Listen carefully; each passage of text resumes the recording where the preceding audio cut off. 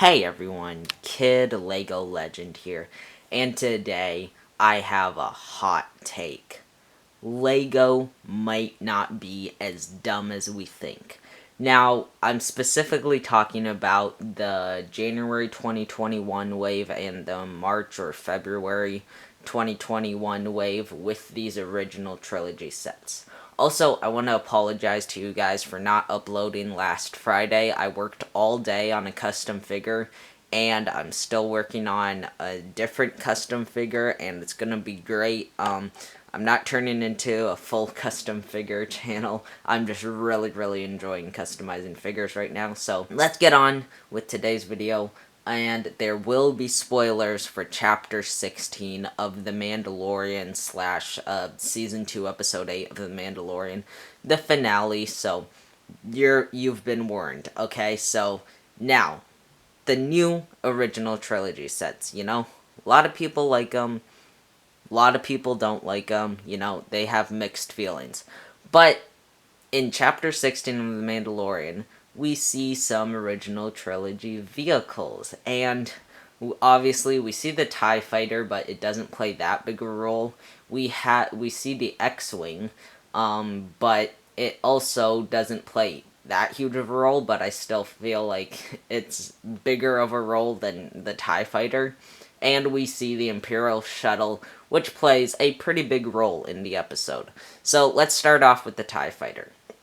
Now, the way I'm thinking of this is for people who maybe don't collect Lego all that much. Maybe they buy one set every few months or something like that, or people who have never bought Lego Star Wars before and just go to the store and think, oh, this is pretty cool. So, TIE Fighter obviously doesn't play that big of a role in Chapter 16 of The Mandalorian, but it kind of just gets ejected out of Moff Gideon's cruiser and then chases the Slave One down.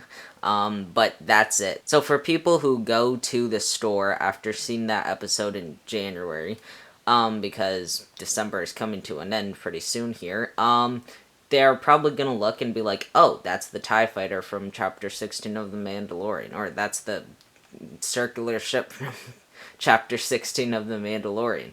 And they're probably not going to buy it because, it didn't play that big a role. But, it still could influence some people to buy it, That's what I'm saying, that this timing, it just kind of lines up with Chapter 16 of The Mandalorian, even though they're original trilogy sets. So, the TIE Fighter, if people have just watched Chapter 16 of The Mandalorian, go to the store in January, they're probably not going to buy the TIE Fighter just because it really didn't play that big of a role. Now, the X-Wing, I can see how people might pick that up after seeing Chapter 16 of The Mandalorian. Because obviously, spoilers, Luke Skywalker comes in his X-Wing onto Moff Gideon's cruiser and kind of beats the crap out of the Dark Troopers. But I can see how people might look at that and look at the name of the Lego set and be like, oh, it's Luke Skywalker's X-Wing. And even though it doesn't come with the right figures, they still could be like, it'd be kind of cool to have this on my shelf, And, I don't know, just be like, yeah, it's Luke Skywalker's X-Wing from Chapter 16 of The Mandalorian and, the original trilogy and all that. So, I can see people after watching Chapter 16 of The Mandalorian going and picking up Luke Skywalker's X-Wing a little bit more than the TIE Fighter, but again, these two didn't play that big of a role. Now, the final one, the Imperial Shuttle, played a huge role. Obviously, the Mandalorian and his group of friends used the Imperial Shuttle to get onto Moff Gideon's cruiser. Now, I can see how, after watching the Chapter 16 of The Mandalorian, so many people going and picking up the Imperial Shuttle after this, because obviously it played a big role in the chapter, so people will want that ship because they'll know it's like, oh, that's what they use to get into Moff Gideon's cruiser, and also the figures. Now, obviously, the figures comes with a driver, Darth Vader, and Luke Skywalker from episode 6, which was the Luke Skywalker in chapter 16 of The Mandalorian. So I can see just so many people who don't collect Lego Star Wars as seriously as us. Maybe, just buy a few every month. Again, just going to the store and being like, hey, that's the ship that they used to get into Moff Gideon's cruiser, and then look at the figures and be like, hey, that's Luke Skywalker from chapter 16 of The Mandalorian. That's pretty cool. And the price is obviously like $30 or less, and so they'll say, oh, it's kind of cheap, it's only $70. I'm gonna pick this up because then I can have the ship and the Luke Skywalker from chapter 16 of The Mandalorian. So that's what I'm saying. With these original trilogy sets, they kind of just line up perfectly with chapter 16 of The Mandalorian. And yeah, that's basically all of today's video. It was just a realization I had. I was like, whoa, these sets line up perfectly.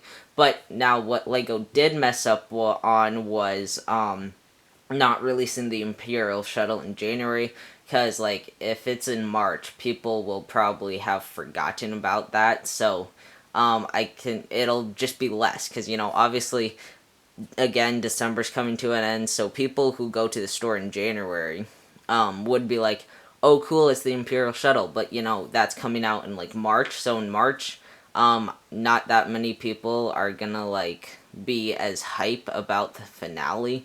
They're probably gonna have not forgotten it, but, it's not gonna be the thing that's right on their mind as it would be in January, so that's just a cool video that I decided to come up with, that maybe these original trilogy sets weren't as dumb of a choice that Lego made than we thought, because obviously we still want Clone Wars sets, and if Lego doesn't make Bad Batch sets, that's very dumb of them. But that's just today's video.